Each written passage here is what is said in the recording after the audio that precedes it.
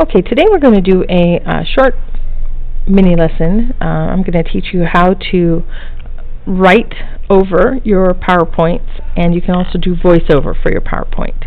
The first thing you really have to have is you have to have a program called Sphere 2. Have that installed on your computer, and also have them install these plugins.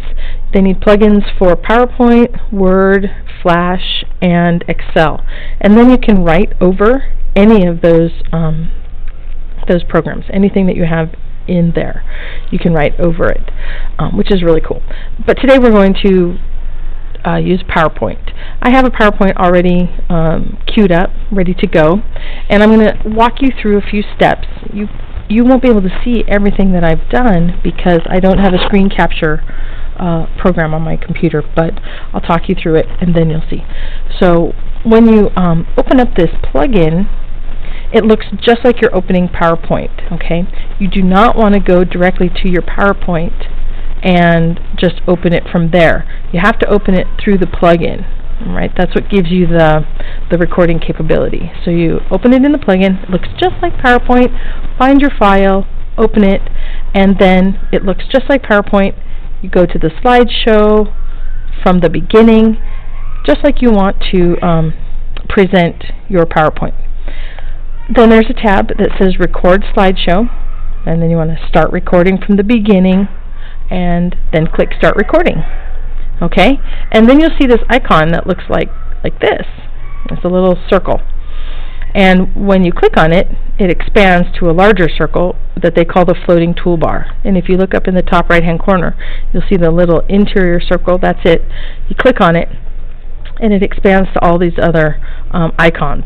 You can take a photo capture of your screen. You can use your document camera. You can use a tablet. We're going to be using the screen capture. So you click on this, and when you do, it gives you this recording button, blink, blink, blink, and it gives you about a 3-second countdown, and then you know you're recording. Okay? So, moving on, my PowerPoint that I'm going to be working on is this, and I still have my floating toolbar, so if I wanted to write on it, I certainly could. And then this is the screen I really want to work with. And so what I might do is I might be recording a screenshot or two just as a quick review for students who are absent or they need an additional review of a concept. So I'm going to be able to write on it. So I go to my pointer options, I tell it what color I want to write in. What's happening is the PowerPoint is, think of it like the PowerPoint's in the background and the video is a layer that's on top of it, and you're writing in the layer of the video. So you're not actually, you could be writing directly on your PowerPoint if you want to save it, you could, but you don't have to. I don't want to because I want to leave my PowerPoint the way it is. So you'll see what I mean in just a minute. So if I were to use this as a review for my students, we would be talking about alleles and fire breathing and dominance and recessive traits and so on. And so I would talk to them about, the capital letter F, in this case, being dominant for fire breathing. Okay. And lowercase f, being the recessive allele for no fire. Okay. And I am using my mouse to write. Takes a little bit of practice. You may have a tablet with a pencil or pen stylus, and that would be a lot easier to write with probably. But at my desktop, I only have my mouse. So this is what we're doing. And a little bit of practice, and it'll be okay. So going back to the lesson, I would tell my students it's asking for genotypes and the phenotypes, reminding them that there are two things that we're looking for, genotypes and phenotypes of all the possible dragons.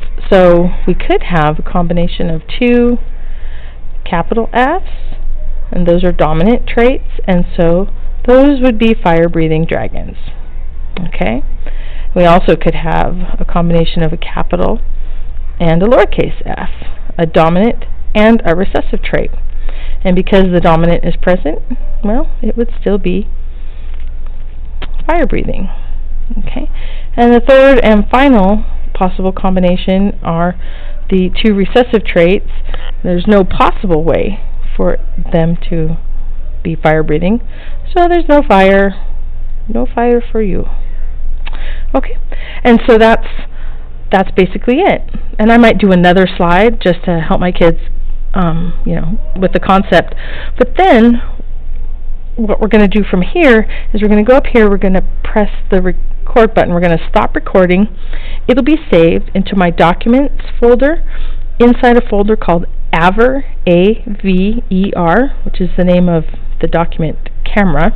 So, Document, AVER, and then it'll be in a video folder. So it's all stored right there. You can change where it gets stored to, but for now that's the easiest place. Just look for it in the AVER folder. And then I'm going to go to my YouTube channel, and I'm going to just upload it directly to YouTube. It doesn't need to be converted.